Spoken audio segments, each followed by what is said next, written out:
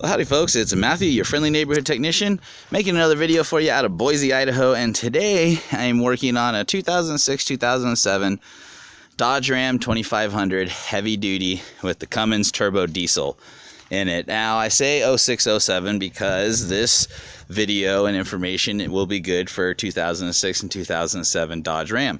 The AC system that we're working on, what happened was it quit blowing cold, so didn't take much diagnosis. I did a visual inspection, and upon that visual inspection realized that the compressor had blown apart and come apart, and so that's why the AC was no longer working correctly. So I've got a brand new compressor ready to go.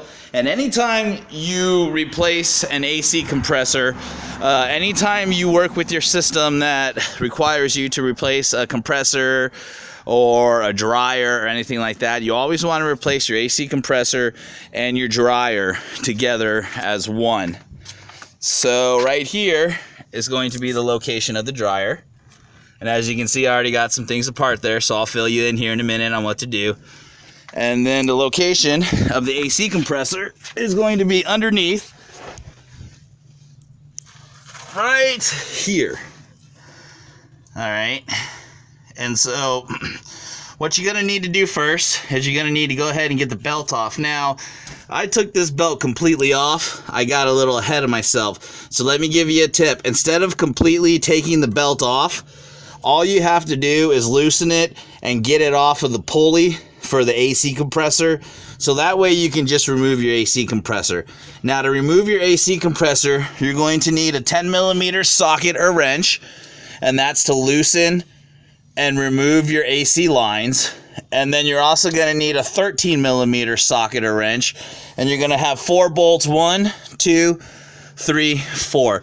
Now these 2 bolts on the bottom of your AC compressor, they are not going to come completely out. There is not enough room between the AC compressor here and the frame here to go ahead and completely remove the bolts. So what you're going to do is you're going to remove these bolts completely out and pull them down, and then you're just going to loosen these bolts, and they'll pull out enough so that you can pull the compressor down with the bolts still in there. And then when you reinstall your compressor, you'll have to put your bolts back in the compressor first, leave them back so you can put the compressor in, and then push those bolts in and reinstall them. So that's how that's going to work.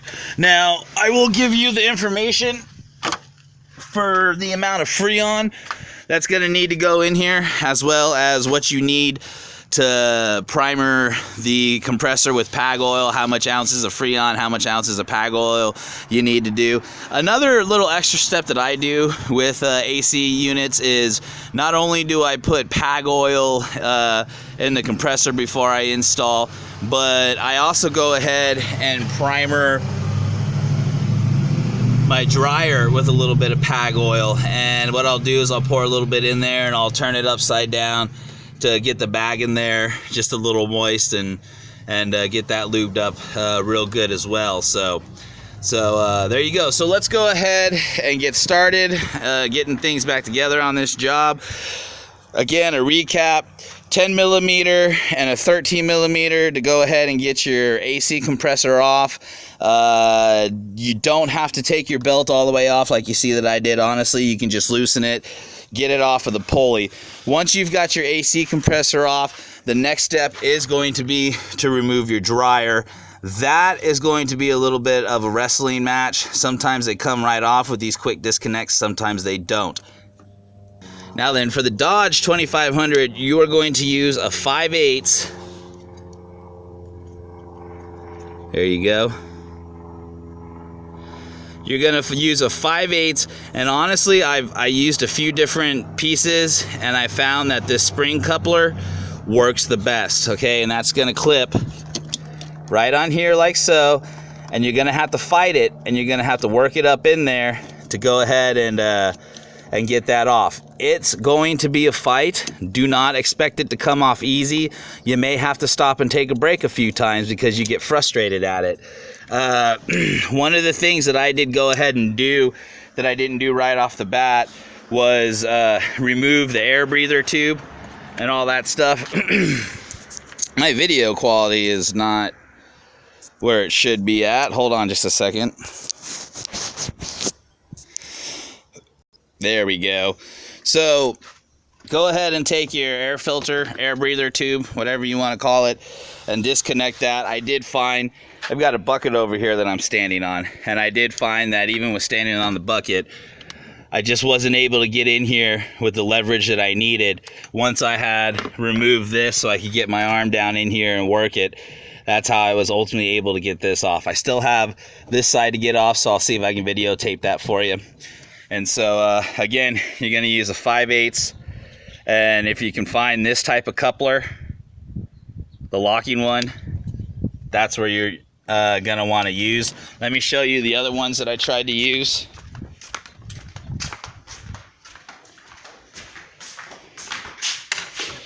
Okay, I did try to use this guy. Some of you may have these, and I'm just going to tell you right now, that was not strong enough, nor was it long enough to work.